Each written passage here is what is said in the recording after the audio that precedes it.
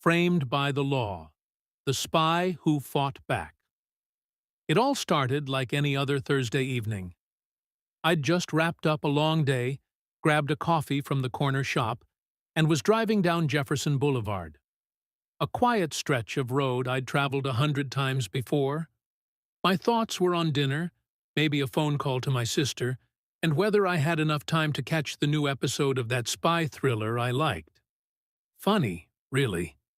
Because what happened next felt like a scene straight out of one of those shows.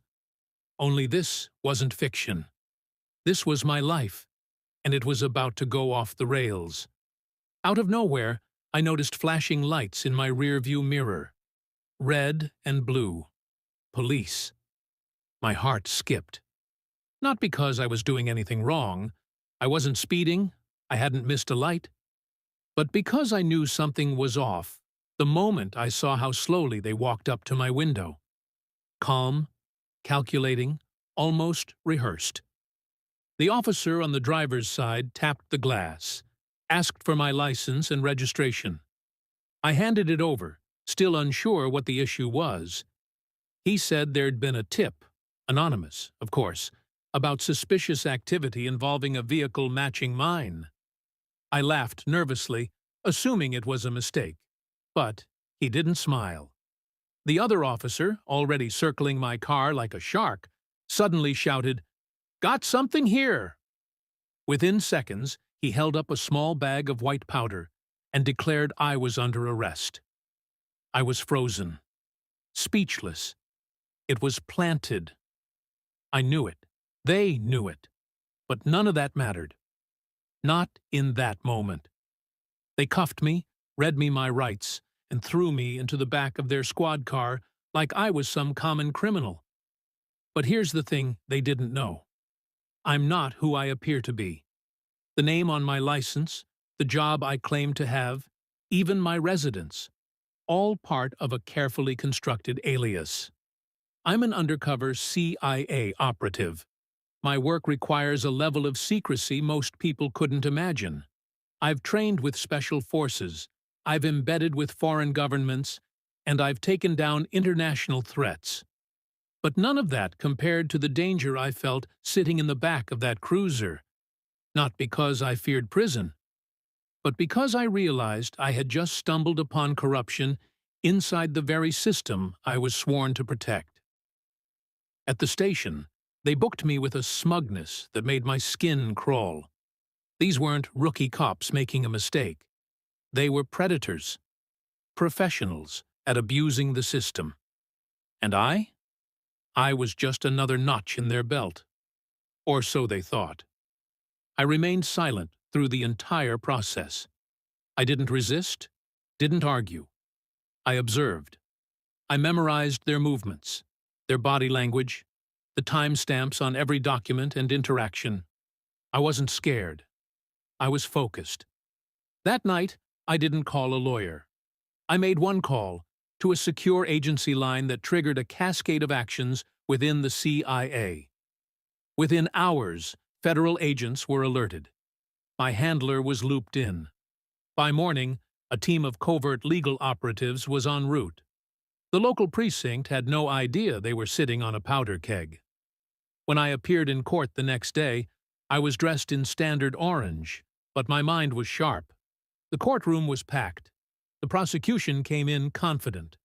Their opening statement painted me as a textbook example of a small-time dealer with a hidden past. They waved the bag of powder like it was a trophy.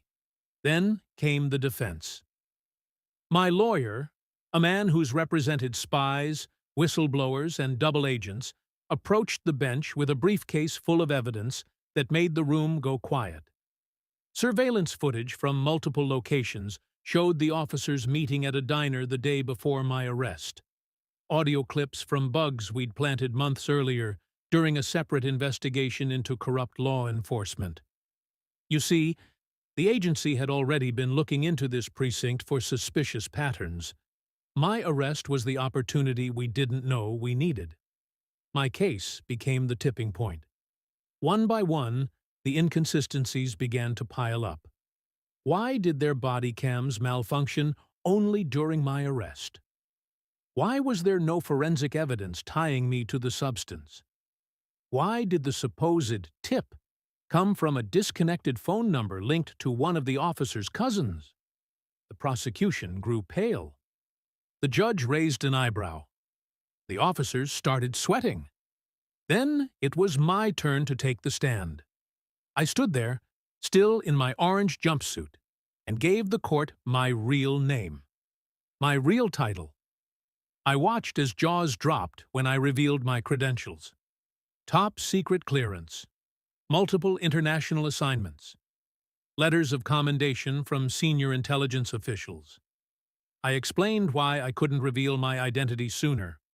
Operational security, active missions, safety protocols. Then I told them why I was here. The entire courtroom was silent as I explained how their so-called arrest was part of a larger pattern and how they had walked right into a federal investigation. By the end of that day, the judge dismissed all charges against me. The two officers? They were arrested in the same courtroom they thought they owned. The roles had reversed. I was no longer the defendant. I was the witness. In the weeks that followed, the story hit national news. Media outlets spun it as the spy who brought down the cops. Some painted me as a hero. Others questioned how deep the rot went. The precinct was shut down.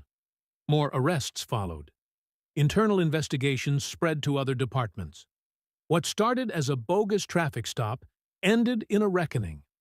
But I don't tell this story for glory. I don't tell it for revenge.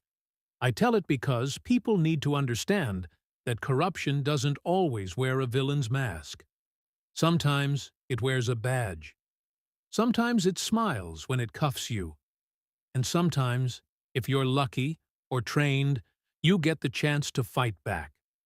I'm still working, still undercover. But that day changed me. It reminded me that the real battlefield isn't always overseas. Sometimes it's right here, in courtrooms, in jails, on quiet city streets. And you never know when you'll be called to act. Not just as a spy, but as a citizen, as a human being. Because justice, real justice, it's not just served.